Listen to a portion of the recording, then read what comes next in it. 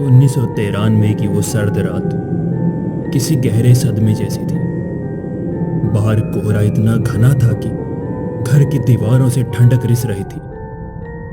कोठरी में मिट्टी के चूल्हे के पास रामू और सरस्वती खाना खा रहे थे। लालटेन की कांपती रोशनी उनके चेहरे पर अजीब साए बना रही थी।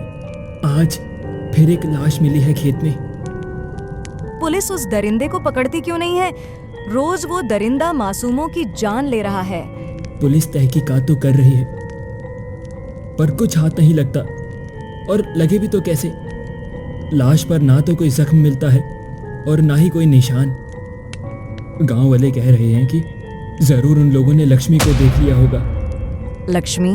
कौन लक्ष्मी? अरे वही रमेश काका की बहू जिसने खुदकुशी कर ली थी। अच्छा सुनो, तुम ना खाना खाकर सो जाना, मुझे खेत में पानी देने जाना है। आपको पता है ना कि क्या हो रहा है, फिर भी आपको रात में ही जाना है। अरे भाग्यवान, 5 दिन बाद बिजली आई है। फसल प्यासी है, अगर आज सिंचाई नहीं की तो फसल सूख जाएगी। रामू घर से निकल गया, एक हाथ में पुरानी टॉर्च और दूसरे हाथ में लाठी। रास्ता डर का आईना था। एक तरफ घना काला जंगल था और बीच में पतली पगडंडी जो खेत तक जाती थी। जब रामू उस सदियों पुराने बरगद के पेड़ के पास पहुंचा तो हवा अचानक रुक गई। रामू ने जैसे ही पेड़ की परछाई को पार किया, उसे एक आवाज सुनाई दी। उसने टॉर्च घुमाई, पर सिर्फ झाड़ियां ही दिखी। उसने जैसा ही अपना अगला कदम रखा, वही पायल की आवाज। रामू का दिल उसकी छाती चीर कर बाहर आने को था। उसने फिर से टॉर्च की धार अंधेरे में फेंकी, पर वहां सिर्फ सन्नाटा था। वो बिना मुड़े तेज कदमों से अपने खेत की तरफ भागा। खेत पहुंचकर उसने गहरी सांस ली।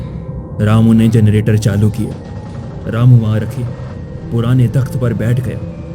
जनरेटर की थक थक आवाज उसे सुकून दे रही थी। पानी ट्यूबवेल से निकलकर नालियों में बहने लगा। जनरेटर का धुआं और कोहरा मिलकर अजीब धुआं पैदा कर रहे थे। अचानक उसे अपने पीछे किसी की मौजूदगी महसूस हुई। अजीब सी आवाज आ रही थी। उसने झट से पीछे मुड़कर देखा, पर कोई भी नहीं था। लेकिन जैसे ही वो सामने की तरफ पलटा, उसकी सांसें थम गई। सामने एक औरत खड़ी थी, सफेद कपड़े, घुटनों तक लटकते काले बाल।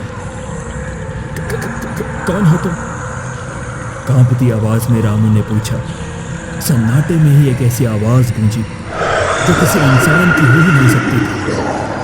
वो धीरे धीरे टूटती हड्डियों की आवाज के साथ रामू की तरफ पलटी। भयानक चेहरा, डरावनी आंखें। आधा चेहरा तो उसका जला हुआ था।